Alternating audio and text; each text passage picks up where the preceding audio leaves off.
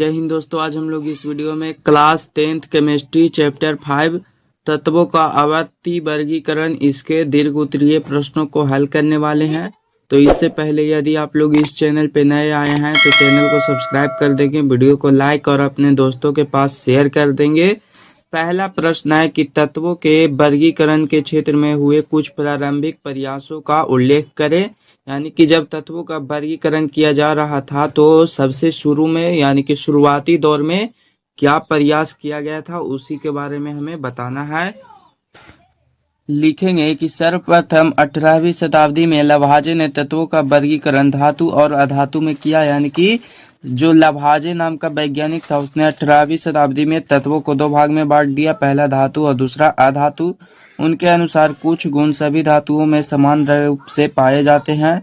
धातुएं चमकीली, अगाध वर्धनीय तथा तन्य होती है। ये ऊष्मा और विद्युत की सुचालक होती है तथा इनके ऑक्साइड भास्मिक होते हैं, जबकि अधातुएं देखने में उदास होती है तथा इनमें अगाध वर्धनीय और तन्यता नहीं होती है। तो इस प्रकार से ही इन दोनों को अलग अलग भागों में बांट दिया था लभाजे ने। धातु एवं अधातु के आधार पर तत्वों का वर्गीकरण कर दिया गया था। तो यही था प्रारंभिक प्रयास। आप लोग लिख लेंगे और इसे समझ भी गए होंगे। अगला प्रश्न है कि मेंडलीव का आवर्त नियम क्या है, इसके आधार पर बनाई गई आवर्त सारणी की रूपरेखा क्या है।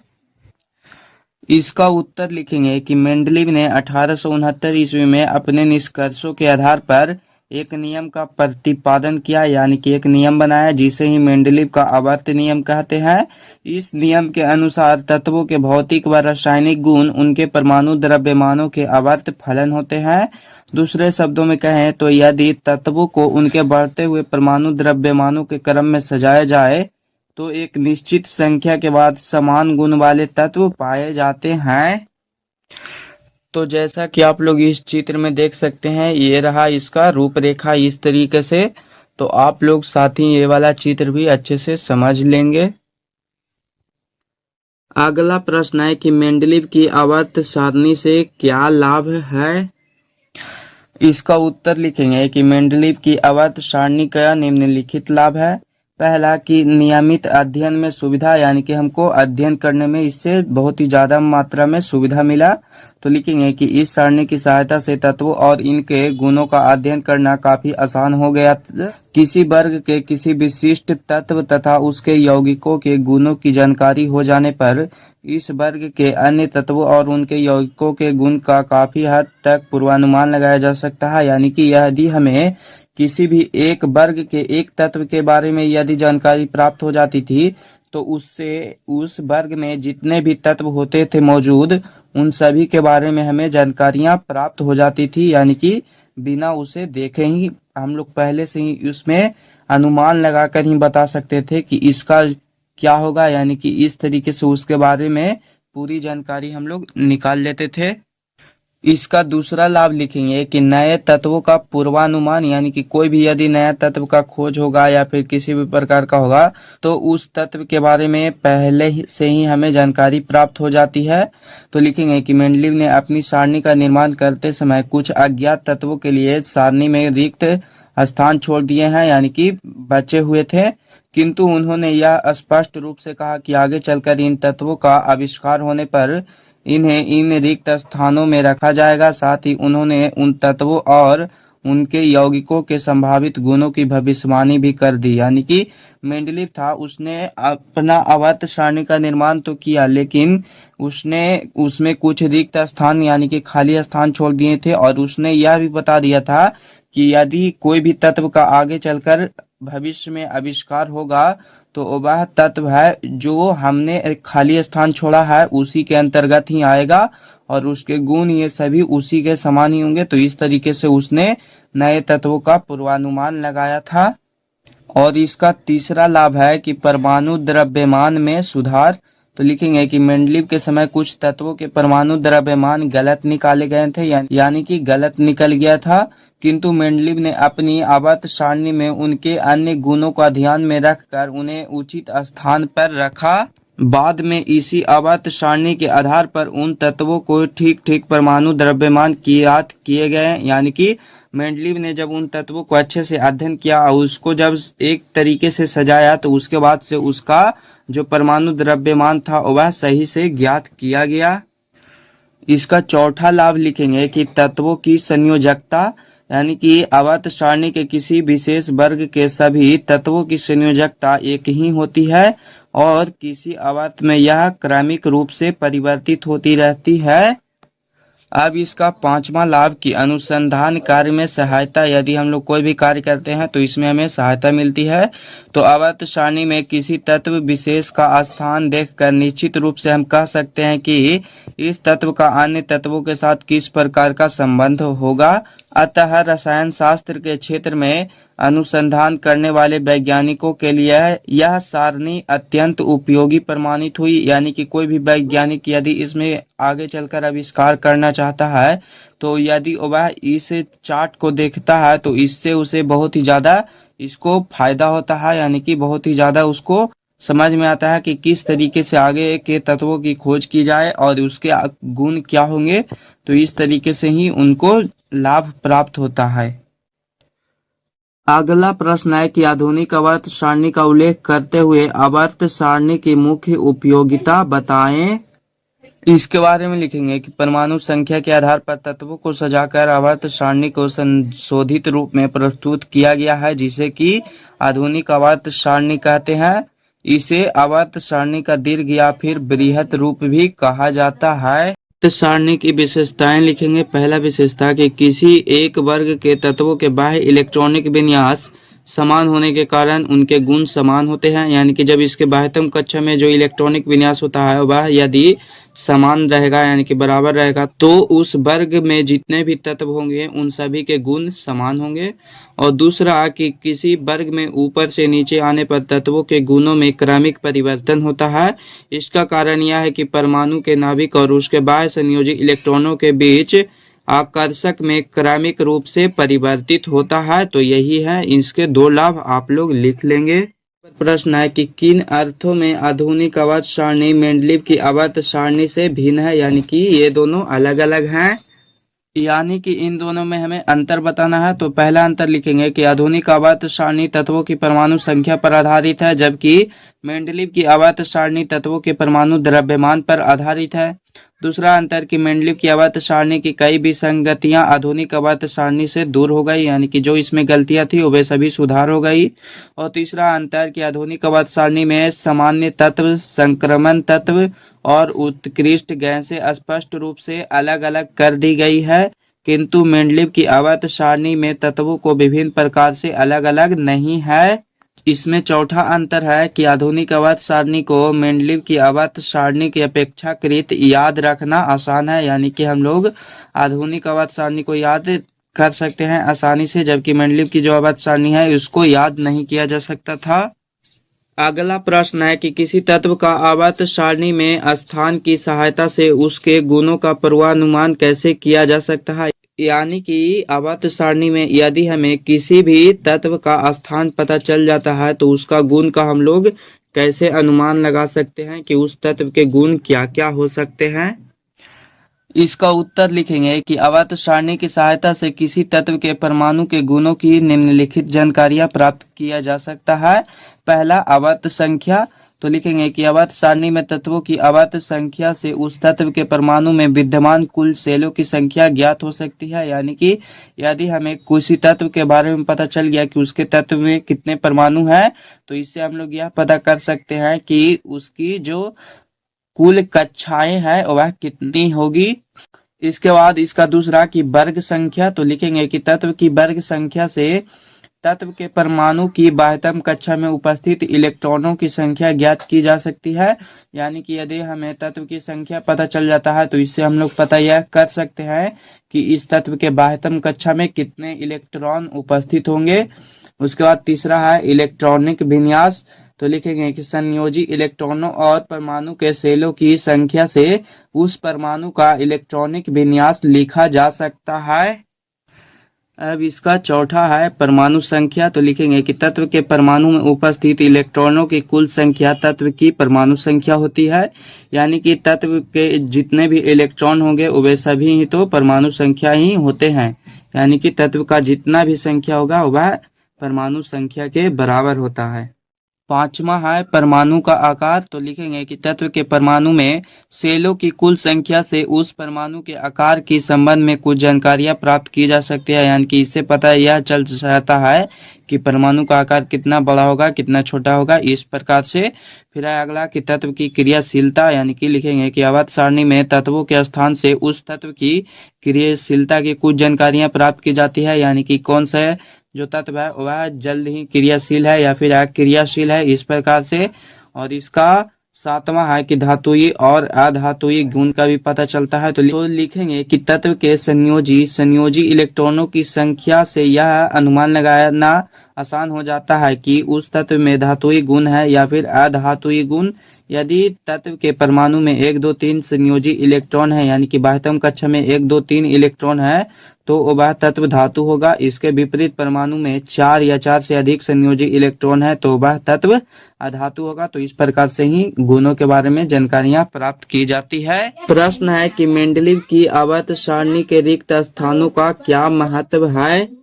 इसका उत्तर लिखेंगे कि मेंडलीव ने रिक्त स्थानों के द्वारा कुछ ऐसे तत्वों का अनुमान किया था जो उस समय ज्ञात नहीं थे, तो उनका नामकरण उन जिन्होंने उसी समूह से पहले आने वाले तत्वों के नाम से एका उपसर्ग लगाकर किया गया था, और बाद में ज्ञात होने पर स्कैंडियम, जर्मेनियम, गैलियम के गुण क्रमशः एक का बोरॉन, एक का सिलिकॉन, एक का एल्यूमिनियम के समान थे। तो इस प्रकार से मेंडलीव ने जो आवर्त सारणी में कुछ रिक्त स्थान छोड़ दिए गए थे, तो इसका यही महत्व है कि मेंडलीव ने जिन तत्वों का आविष्कार नहीं किया था उसका आगे चलकर वही तत्व के अनुसार उस तत्व को रखा गया।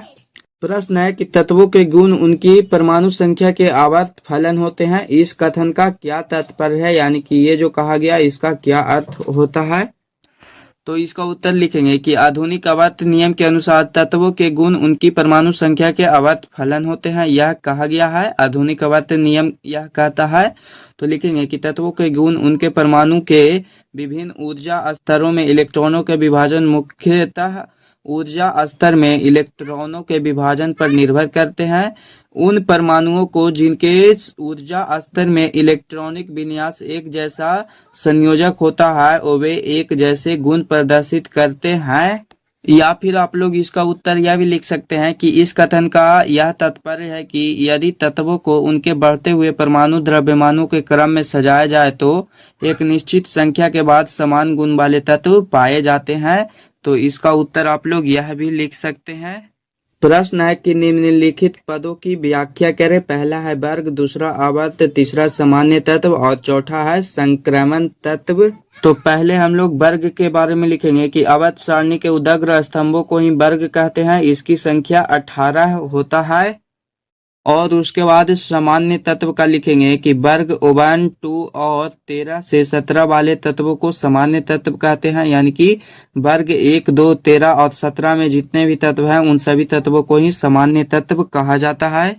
अगला है संक्रमण तत्व। इसके बारे में लिखेंगे कि वर्ग 3 से लेकर वर्ग 12 तक के तत्व संक्रमण तत्व कहलाते हैं, यानी कि इतना से लेकर इतना तक के जितने भी तत्व होते हैं वे सभी तत्व संक्रमण तत्व कहलाते हैं। प्रश्न है कि आवर्त सारणी के वर्ग 1 के 3 तत्वों ए, बी और सी की परमाणु त्रिज्याएं क्रमशः 155 pm यानी कि पिकोमीटर, 190 पिकोमीटर और 235 पिकोमीटर है। कारण देकर इन तत्वों को वर्ग में बढ़ती हुई परमाणु संख्याओं के क्रम में सजाएं, यानी कि हमें इन सभी की परमाणु त्रिज्या दिया गया है, तो इसमें से हमें बताना है कि सबसे बड़ा कौन है, फिर उसके बाद छोटा कौन है और सबसे छोटा कौन है। तो इस तरीके से इसको बढ़ते हुए क्रम में सजाना है। इसका उत्तर लिखेंगे कि आवर्त सारणी के किसी भी वर्ग में ऊपर से नीचे आने पर परमाणु का आकार बढ़ता जाता है, क्योंकि प्रत्येक तत्व के बाद वाले तत्व में इलेक्ट्रॉनों का एक नया सेल बनता है। इस प्रकार वर्ग के 3 तत्व ए, बी, सी की परमाणु त्रिज्याएं 155 पिकोमीटर, 190 पिकोमीटर, 235 पिकोमीटर बढ़ती हुई परमाणु संख्या के क्रम में, यानी कि आवर्त सारणी में जो भी वर्ग है और उसमें जितने भी तत्व बनाए गए हैं वे सभी क्या है। तो जैसे ही हम लोग अब वर्ग में ऊपर से नीचे की ओर आते हैं तो उसकी परमाणु का आकार है वह बढ़ते जाता है। तो यहाँ पे प्रश्न में हमें परमाणु का त्रिज्या दिया गया था, तो इस प्रकार से इसका जो आकार होगा वह जो सबसे छोटा होगा वह सबसे नीचे की ओर होगा। तो इस तरह से ये बढ़ते हुए क्रम में लिखा गया है। फिर उसके बाद इसको लिखेंगे तो यहाँ पे देखेंगे कि वर्ग ओवन के तत्व हैं जैसे कि लिथियम, सोडियम, पोटेशियम। तो देखेंगे तो इसका इलेक्ट्रॉनिक विन्यास भी दिया गया है। तो लिथियम के पहले कक्षा में 2 इलेक्ट्रॉन, द्वितीय में 1 इलेक्ट्रॉन होंगे। सोडियम के प्रथम कक्षा में 2 इलेक्ट्रॉन, द्वितीय में 8 और तृतीय में 1 इलेक्ट्रॉन होंगे। चूंकि इसकी परमाणु संख्या है वह 11 होता है। और यहाँ पे पोटेशियम का देखेंगे तो इसके भी 22वीं कक्षा में 1 इलेक्ट्रॉन, और देखेंगे पोटेशियम को तो इसके जो परमाणु संख्या होती है वह 21 होती है। तो इस तरीके से इसके प्रथम कक्षा में 2 इलेक्ट्रॉन, द्वितीय में 8 और तृतीय में 8 और चतुर्थ में 1 इलेक्ट्रॉन हो जाएगा। तो इन सभी के 22वीं कक्षा में देखेंगे तो 1-1 इलेक्ट्रॉन है, यानी कि इन सभी के जो भी गुण होंगे वे सभी एक समान होंगे। इस प्रकार से ही इन तीनों को एक ही वर्ग के अंतर्गत रखा गया है। तो आप लोग इसे समझ गए होंगे और लिख भी लेंगे। 11 का इसका पहला प्रश्न है कि आवर्त सारणी के आधार पर तत्वों के गुणों में आवर्तिता का क्या अर्थ है। इसका उत्तर लिखेंगे कि आधुनिक आवर्त सारणी में बढ़ती हुई परमाणु संख्या के साथ तत्वों के रासायनिक गुणों की नियमित पुनरावृत्ति रासायनिक आवर्तिता कहलाती है। इसका अर्थ यह है कि समान इलेक्ट्रॉनिक विन्यास वाले तत्वों के गुण समान होते हैं, यानी कि इसका अर्थ यह हुआ जिस भी तत्व के 22वीं कक्षा में समान इलेक्ट्रॉन पाए जाएंगे उन सभी के जितने भी गुण होंगे वे सभी समान होंगे, यानी कि एक दूसरे के जैसा ही होंगे। इसका दूसरा प्रश्न है कि एक ही समूह के सभी तत्वों के गुण समरूप क्यों होते हैं, यानी कि एक ही जैसा क्यों होते हैं। इसका उत्तर लिखेंगे कि इसका कारण यह है कि समूह के सभी तत्वों के इलेक्ट्रॉनों की संख्या समान होती है, यानी कि बराबर होती है। अर्थात इनमें संयोजी इलेक्ट्रॉनों की संख्या समान होती है तथा इनकी संयोजकता भी एक समान होते हैं। इसीलिए किसी भी वर्ग के सभी तत्वों के गुण एक समान होते हैं। इसका तीसरा प्रश्न है कि किसी आवर्त में बाईं से दाईं ओर जाने पर परमाणुओं के इलेक्ट्रॉन ग्रहण करने की प्रवृत्ति कैसे परिवर्तित होगी और क्यों। इसका उत्तर लिखेंगे कि किसी आवर्त में बाएं से दाएं जाने पर परमाणु संख्या बढ़ती है, अतः परमाणु में प्रोटॉनों और इलेक्ट्रॉनों की संख्याएं बढ़ती जाती है। अतिरिक्त आने वाले इलेक्ट्रॉन एक ही सेल में प्रवेश करते हैं, अतः नाभिक में धन आवेश बढ़ने से नाभिक और बाह्य इलेक्ट्रॉनों के बीच आकर्षण बल वह बढ़ जाने से बाह्य इलेक्ट्रॉन सेल की नाभिक की ओर खींच जाते हैं। फलतः परमाणु का आकार है वह घटते चला जाता है। अब इसका अगला प्रश्न है कि नीचे दी गई मेंडलीव आवर्त सारणी के आधार पर निम्नलिखित प्रश्नों के उत्तर दें। यहाँ पे प्रश्न दिया गया है। तो इसका पहला है कि उस तत्व का नाम लिखें जो कि वर्ग 1 तथा वर्ग 3 में है, यानी कि हमें वैसे तत्व का नाम बताना है जो कि वर्ग 1 तथा वर्ग 3 इन दोनों में ही है। इसका उत्तर हो जाएगा सोडियम। इसका परमाणु संकेत भी दिया गया है, साथ में Na होता है। तो जैसा कि आप लोग इसमें देख सकते हैं कि ये रहा, इधर से ये वर्ग होता है तो वर्ग 1 है और आवर्त हमें 3 में जाना है। तो जैसे ही हम लोग इधर जाएंगे तो यहाँ पे देखेंगे तो तत्व है वह सोडियम है। इस प्रकार से ही आप लोग यहाँ पे इस फिगर में भी आप लोग देख सकते हैं। अगला है कि वर्ग 7 तथा आवर्त 2 में है, तो हमें उस तत्व का नाम बताना है। तो यह तत्व हो जाएगा फ्लोरीन, जिसका कि परमाणु संकेत F होता है। तो जैसा कि आप लोग इस आवर्त सारणी में देख सकते हैं तो ये रहा वर्ग 7 और आवर्त 2 में जाएंगे इस तरफ से तो यहाँ पे देखेंगे आपको मिलेगा फ्लोरीन। तो इस तरीके से आप लोग इसे भी लिख लेंगे। अगला प्रश्न है कि निम्नलिखित के लिए सूत्र सुझाएं। यहाँ पे हमें सूत्र बताना है। पहला है नाइट्रोजन का ऑक्साइड और दूसरा है ऑक्सीजन का हाइड्राइड। नाइट्रोजन का ऑक्साइड का हो जाएगा N2O5 यहाँ पे रासायनिक सूत्र, और ऑक्सीजन का हाइड्राइड का हो जाएगा OH2। अब इसका तीसरा प्रश्न है कि आवर्त सारणी के समूह वर्ग 8 में कोबाल्ट को, जिसका कि परमाणु द्रव्यमान 58.93 है, निकेल जिसका कि परमाणु द्रव्यमान 58.71 है, इससे पहले क्यों रखा गया है। इसका उत्तर लिखेंगे कि आवर्त सारणी व्यवस्थित करते समय मेंडलीव को सारणी में अधिक द्रव्यमान वाले तत्वों को कभी कभी कम द्रव्यमान वाले तत्वों के पहले रखना पड़ा, इसीलिए कि समान गुण वाले तत्वों को एक साथ रखा जा सके। यही कारण है कि कोबाल्ट को निकेल से पहले रखा गया है। अगला प्रश्न है कि गैलियम के अतिरिक्त उन दो तत्वों के नाम लिखें जिनकी खोज मेंडलीव के अपनी आवर्त सारणी में रिक्त स्थान छोड़ने के बाद हुई, यानी कि ऐसे कौन कौन से तत्व थे जिनका के निर्माण बाद में हुआ। मेंडलीव ने जब अपना रिक्त स्थान छोड़ दिया था उसके बाद, तो हमें एक तत्व का नाम दे दिया गया है गैलियम। और इसके अलावा और कौन कौन से तत्व हैं देखेंगे तो मेंडलीव के बाद जो तत्वों का निर्माण हुआ था वह था पहला गैलियम, दूसरा स्कैंडियम और तीसरा जर्मेनियम। तो साथ में ही इसका जो परमाणु संकेत होता है वह भी बता दिया गया है। तो स्कैंडियम का होता है Sc और जर्मेनियम का होता है Ge। तो आप लोग इसे लिख लेंगे। अब इसका लास्ट प्रश्न है कि Li यानी कि लिथियम, सोडियम तथा पोटेशियम के परमाणु द्रव्यमानों का उपयोग करके लिथियम तथा पोटेशियम का औसत परमाणु द्रव्यमान ज्ञात करें और इसकी तुलना सोडियम के परमाणु द्रव्यमान से करें। इस कार्यकलाप द्वारा निकाले गए निष्कर्ष का उल्लेख करें। तो सबसे पहले हम लोग इन तीनों का परमाणु द्रव्यमान लिखेंगे। तो लिथियम का होता है 7, सोडियम का 23 और पोटेशियम का होता है 39।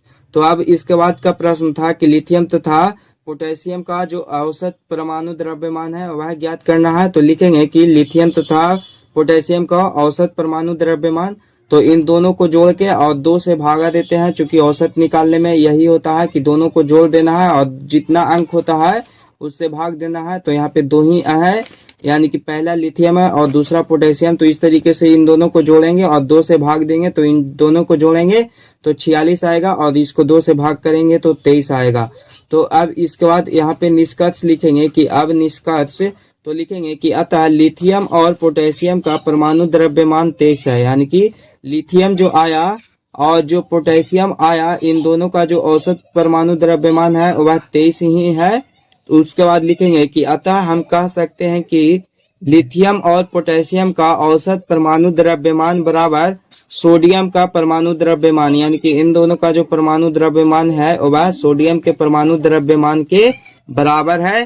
तो यहाँ पे सारे प्रश्न सॉल्व हो चुके हैं। और अभी तक आप लोग इस चैनल को सब्सक्राइब नहीं किए होंगे तो सब्सक्राइब कर देंगे, वीडियो को लाइक और अपने दोस्तों के पास शेयर कर देंगे। तो मिलते हैं हम लोग फिर एक नए वीडियो के साथ, तब तक के लिए जय हिंद, जय भारत।